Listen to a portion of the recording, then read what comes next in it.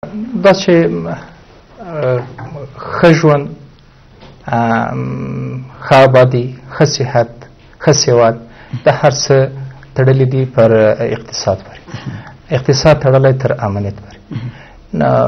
محترم کرزي صاحب حکومت اداره ته پکار و چې دغسې اقتصادي مشاورین د باید لرلی په هره برخه کې د اقتصادي مشاورینو نه باید سلا مشورې اخیستې وای. دا چې زموږ ډېر عایدات د بهرنیو هیوادونو د مرستې نه جوړېږي. یوه ورځ زموږ د وزارت مالیه محترم وزیر صاحب حضرت عمر زاخیلوال ویلي چې زموږ عایدات نسبتا تېرو کالونو ته ډېر لوړ سوي دي. کله چې د امریکې د قواو د وتلو ګنګوسې خپرې شوې، دوی هم بیا په دې باندې ټینګار کاوه چې زموږ عایدات ډېر سوي دي نسبتا تېر وخت. کله چې د بودیجه وړاندې کوله زما په آن باندې چې 8 میاشتې 9 میاشتې مخکې ته کله چې بودیجه وړاندې کوله، په دې بودیجه کې زموږ د افغانستان د بودیجې ډېر عایدات د USAID نړیوال بانک دغه هم د پکې شامله کړې وه او مجموعه د چې وړاندې په دې کې تقریبا 10% په سالو کې دا زموږ د خپل عایدات د ګمرکاتو وو.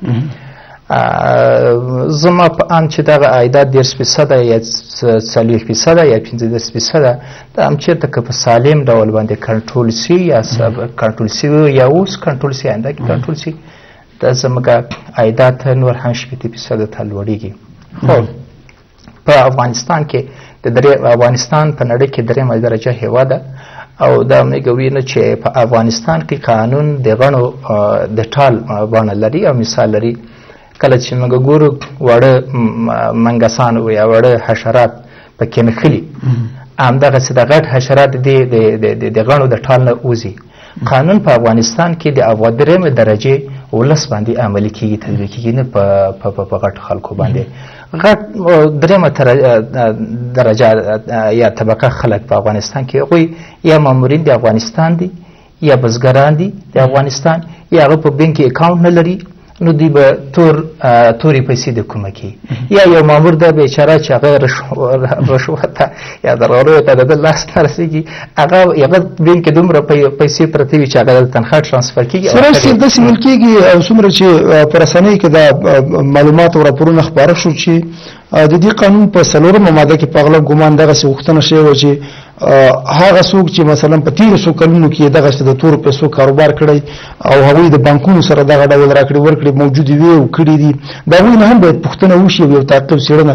ولسي جرګې ویلي چې په تیرو پسې به نه ګرځو او یوازې دا ده چې له اوس نه دغه قانون چې تصویبېږي له دې نه وروسته بیا دغه معاملې سمې شي.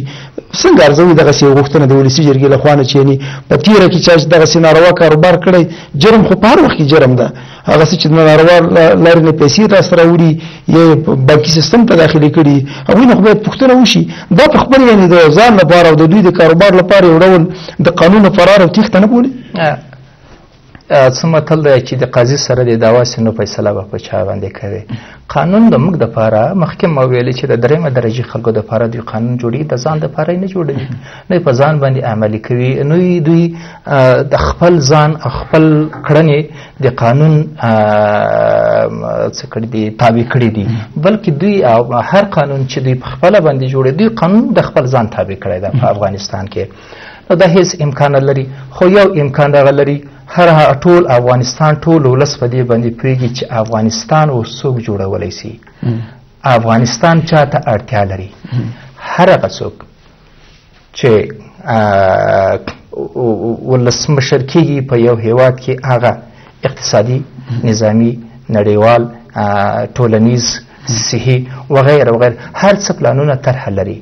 په افغانستان کې زموږ د اوسني د ولسمشري د ټاکنو دپاره تقریبا 11 یا 9 زموږ نمایندانو تقریبا اندغه کې، په دې کې به موږ یو یا 2 کسان به موږ داسې لیدلي وي چې نومونه یې ناخلو چې هغه مکمل د افغانستان هر قشر دپاره، یعنې د افغانستان هر طبقې دپاره هغه هم اقتصادي پلان، د مصرفیاتو او د بوختیا پلان لري. خو انشاءالله دغسې نیکمرغي به افغانستان ته افغانانو ته به راځي او دغسې یو قانون په افغانانو په افغانستان کې به پلی کېږي سرتاسري هم په زورواکو هم په درېیمه درجه طبقې هم په دویمه درجه طبقې په خلکو باندې. خو که چېرته هغسې حکومت چې د ګاونډیانو په خوښه باندې وي یا هغسې د صلاح او د مشورې د مخې حکومت راسي بیا به افغانستان عایدات او افغانستان ټولنیزې ستونزې د افغانستان اقتصادي ستونزې ورځ تر ورځې به خراب شي. هېڅکله په افغانستان کې خلکو په ژوند کې هېڅ ښه والی او داسې ترقي نه ده راغلی. ډېره مننه نیازي صاحب. دغه یو مسله چې خلک په ستونزو کې ښکېل شو، اوس د افغانستان ځینې پانګوال ستونزې لري. ولسي جرګه بیا ډېره عاجله په دې باندې کوي چې دغه قانون زر تصویب کړي، ځکه د ګاونډي هیوادونو یا د سیمې د هیوادونو یا د بهرنیو هیوادونو هغه اخطارونه وي یا دا چې دوی په تور لیست کې د افغانستان بانکونه ونیول او په دې باندې دوی پوه کړل چې ستاسې په هیواد کې ډېرې راکړې ورکړې داسې دي چې د تورو د پیسو د لارې نه کاروبار موجود ده او موږ ستاسې د بانکي سیستم سره راکړې ورکړې نه کوو. ویل کېږي چې جمهور رئیس کرزی په راتلونکو 4-5 ورځو کې دغه قانون تفشی نه کړي، نو هغه هیوادونو چې کوم افغانستان په تور لیست کې نیولې ده هغوی به عملا لاس په کار شي. دلته زه فکر کوم که دغسې یو څه وشي کومې هغه مهمې ستونزې به رامنځته شي. کېدای شي کرزی وځنډي دغه مسله تقریبا په افغانستان کې موږ وینو میاشت یا 20 ورځې وخت ونیسي او هغوی هغه اندازه دومره ده چې 4-5 ورځو کې یعنې د افغانستان حکومت نه دغسې یو غوښتنه کړې. زه ګمان نه کوم، ځکه کله چې دا موضوع رامنځته شوه ښاغلي ولسمشر په ګلخانې ماڼۍ کې د افغانستان بانک استازي م راوغوښتل، هغه اقتصادي شورا چې کومه جوړه کړې هغه استازي م ټول او په دې ټینګار وکړو چې دا قانون ډېر زر تصویب شي. ګورئ دا په نړۍ کې چې کوم مالي سیستم ده له دې نه وتل نو دا خپله یو هېواد له لوی بحران سره مخ کوي. که چېرته زموږ بانکونه تور لیست ته ولیږي، موږ د نړۍ له هېوادونو سره راکړه ورکړه نه شو کولی. ګورئ دلته یو سکتور چې زموږ د سوداګرۍ سکتور ده هغه خو دلته ځای په ځای له منځه ځي، ځکه موږ داسې یو هېواد یو چې زموږ په هېواد کې بهرنۍ سوداګرۍ پرمختګ کړی. زموږ د تادیاتو د بیلانس کسر تقریبا 90% ده چې دا ټول په وارداتو باندې متکي لري. موږ په دې هېواد کې هغه نه لرو، د خوراک لپاره ډوډۍ نه لرو. مطلب دا چې ډوډۍ موږ له بل هېواد څخه واردوو. همداسې په همدې ترتیب د ژوند ضرورت چې کوم دي هغه ټول موږ د نړۍ له نورو هېوادونو راواردوو، په خپل هېواد کې تولیدات نه لرو. نو که چېرته زموږ معاملات له نورو هېوادونو سره بندېږي نو دلته اقتصادي ناورین رامنځته کېږي، ځکه د خوراک لپاره به موږ خوراکي توکي نه لرو، لباس به نه لرو، د اغوستو لپاره به جامې نه لرو، د ژوند ضرورت به زموږ نه پوره کېږي. د دې ترڅنګ چې د خصوصي سکتور ډېره دعوه هم دی چې بانکونه په هېواد کې چې په دې کې ډېره زیاته پانګونه شوې دا زموږ لاسته راوړنه. تاسو وګورئ کله چې په هېواد کې کابل بانک سقوط کړ تر ننه پورې هغه ناورین روان ده. تېره کله چې حضرت عمر ذاخیروال د مالی وزیر پارلمان ته وغوښته نو هغه هم دا ستونزه هغه کړه چې د کابل بانک له وجې موږ میلیارډونه ډالر له لاسه ورکړل، نړیوالو موږ سره مرسته ونه کړه. نو کله چې یو بانک داسې کېږي نو موږ په هېواد کې 12 بانکونه لرو چې په دې کې یو څو څانګې دي. نو دلته د مالی سیستم زموږ بیخي له منځه ځي. کله چې په یو هېواد کې مالی سیستم له منځه لاړ شي اقتصادي ناورین رامنځته کېږي. اقتصادي ناورین په وجه کې ټول ثبات چې په سیمه کې ده هغه له منځه. دغه قانون د نه تصویب له امله چې تر اوسه ځنډېدلی و، کوم هغه بانکونه دي که تاسې نوم واخلئ چې هغه زیانمن شوي وي یا د هغوی باندې نړیواله کچه باندې باور کم شوی وي داسې بانکونه درته؟ نه ګورئ که چېرته داسې نه ده چې مثلا یو مشخص بانک له دې نه متضرر کېږي. زموږ ټول بانکونه د نړۍ له هېوادونو سره راکړې ورکړې. ګورئ د سرای که چېرته لاړ شو په سرای شهزاده کې د ټولو بانکونو څانګې شتون لري، هر بانک خپل مشتري لري. که چېرته ستونزه رامنځته کېږي یو بانک ته نه متوجه ده، ټولو بانکونو ته متوجه ده او ټول بانکونه متضرره کېږي. تر دې دمه خو ډېر لږ هغه سوی که چېرته دا قانون زر تصویب نشي لوی ناورین رامنځته کومې لویې ستونزې به رامنځته شي؟ ما مخکې تاسو وویلې که نه چې دلته دا هېواد وارداتي هېواد له نړۍ سره موږ سوداګري کوو نو زموږ واردات کوو کله چې واردات ونه سي کولی خو دلته ناورین رامنځته په قیمتونو به څومره اغېز وکړي؟ مثلا دلته په افغانستان کې خلک د لوړو قیمتونو نه چې د توکو یعنې په افغانستان کې خپله تولیدات ډېر کم لرو، هر څه موږ د بهرنیو هېوادونو نه اخلو. دغه ډول مشکل که چېرته موجود وي دلته قیمتونه څومره پورته کېدلی شي او په قیمتونو اغېز لري که نه؟ ګوره کله چې په هېواد باندې بندیز لګي، مثلا موږ د نړۍ له هېوادونو سره معاملات نسو کولی. په هېواد کې چې کوم توکي موږ راوارېدو خلکو ورته اړتیا لري. کله چې غوښتنې ډېرې سي توکي ته تقاضا ډېرې قیمت یې لوړ سي. کله چې قیمت لوړ شو نو دلته انفلاسیون رامنځته کېږي یا د پیسو پړسوب رامنځته کېږي. د پیسو پړسوب سره که چېرته دا کنټرول نسي نو په هېواد کې لوی ناورین رامنځته کېږي. هغه خلک چې ثابت عاید لري هغه یې ډېر زیات متضرره کېږي. د پیسو پړسوب په هغه هېوادونو کې لږ ډېره ګټه لري کوم هېوادونو کې چې تولیدات دي، ځکه کله چې د یو توکي قیمت لوړېږي نو هغه کمپنۍ والا دې ته هڅېږي چې هغه خپل ډېر تولیداتو کې تر څو ډېره ګټه وکړي. نو دلته د کارخانې او د کمپنۍ چې دا پرمختګ کوي، خو زموږ غوندې یو هېواد کې دلته بیا لوی ناورین رامنځته کېږي او خلک له بېلابېلو ستونزو سره رامخ کېږي.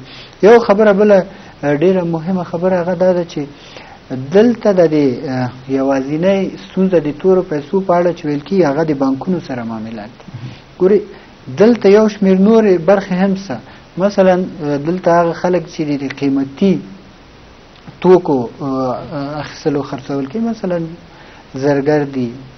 زرګران دي، همداسې سره زر، سپین زر، الماس یا دغه قیمتي کاڼي چې خرڅېږي اخیستل کېږي.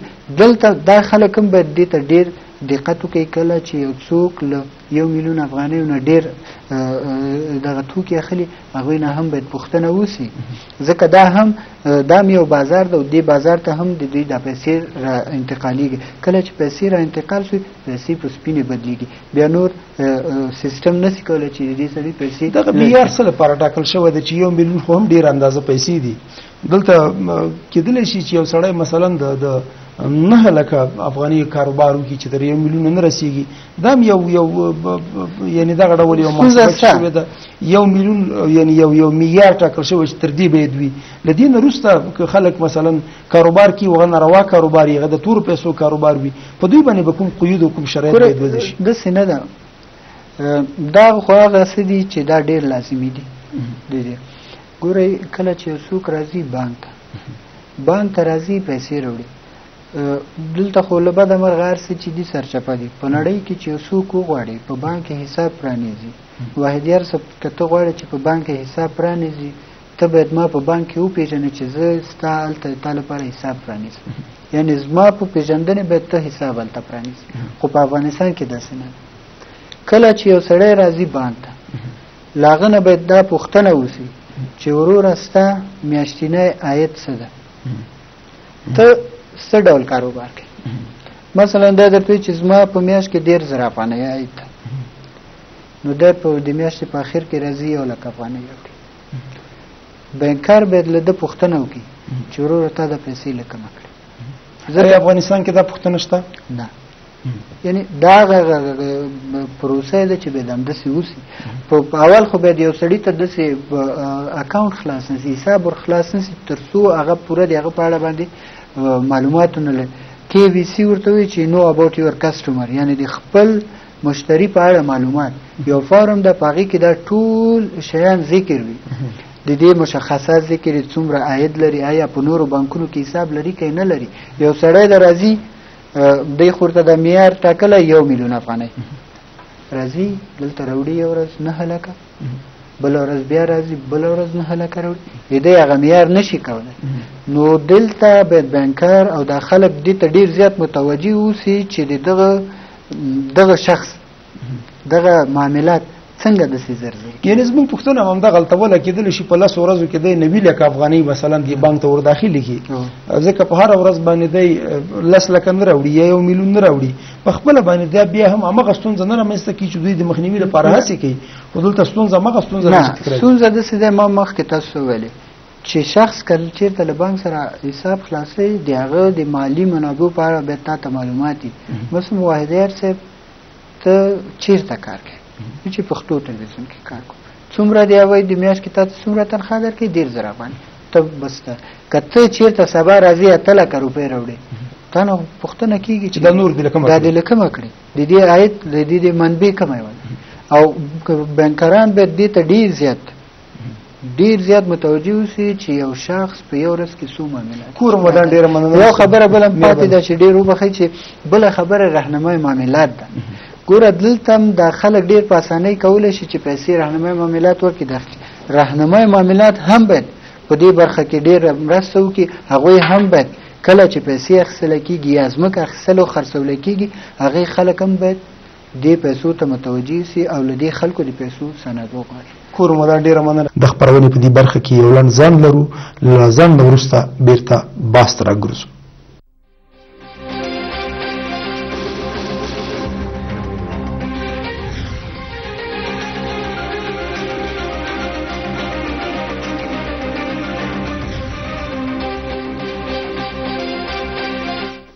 سراج صاحب، د افغانستان په عدلي او قضایي سیستم باندې یوه لویه نیوکه دا ده چې دلته پکې لوی فساد موجود ده. مخکې نیازي صاحب اشاره وکړله چې د 1,000,000 افغانیو په اندازه باندې که څوک بانک ته داخلوي، دی به یې د هغه سند وړاندې کړي چې دغه پیسې یې له کومه کړي، دی څه ډول کاروبار لري. بانک باید دوی نه دا پوښتنه وکړي او دی به یې د یو سند وړاندې کړي چې د دغې مدارکو له لارې نه ما دغه پیسې ترلاسه کړي دي. په افغانستان کې د سند د جوړولو مسلات ته حکومتي ځمکې غصب شوي دي. ډېرې داسې معاملې شته دي چې د افغانستان محاکم ورته سند جوړ کړی ده. که مسله په دغه ډول باندې چې په عدلي او قضایي سیستم باندې شکونه کېږي، باور پې کم ده، بیا به هم دغه مسله ګډوډه نه کړي، یعنې چې په بانکونو کې به هم همدغسې یو سند چې جعلي سند جوړ شوی یا د عدلي او قضایي سیستم له لارې نه مثلا د رشوت په بدل کې یو سند جوړ شوی او هغوی د یو سم سند په توګه باندې ومني، ستونزه به دوام ونه کړي. مخکې د دې نه یو سوداګر یو تجارت شروع کړي، یو سند ته مخه کړي، یو څه پړاوونه لري. اول دغه ده چې د تجارت د خونې سره، د سوداګري د خونې سره اول د ځي په اول ځل باندې په اول قدم کې دی دغه نه جواز اخلي، لیسنس اخلي. په هغې کې دی ښیي چې زما اولنۍ بودیجه چې زه په دې کاروبار کې لګوم زما مثلا $1,000,000 ده. بیا د دغه نه وروسته ځي اړوند نور اداراتو ته چې هغه ماته نه دي معلومې. د دې نه وروسته اخرنی قدم یا اخرنی سټیپ چې ده هغه دی ځي اکاونټ خلاصوي په بینک کې. دا کله چې بینک ته ځي، بینکر دا ګوري چې د دې نه مخکې د بینک اکاونټ د خلاصولو نه مخکې آیا دا پړاوونه د سوداګریزو خونې سره آیا د لیسنس اخیستی، جواز اخیستی او وزارت مالیې سره چې چېرته کومه یو پروسه پړاوي هلته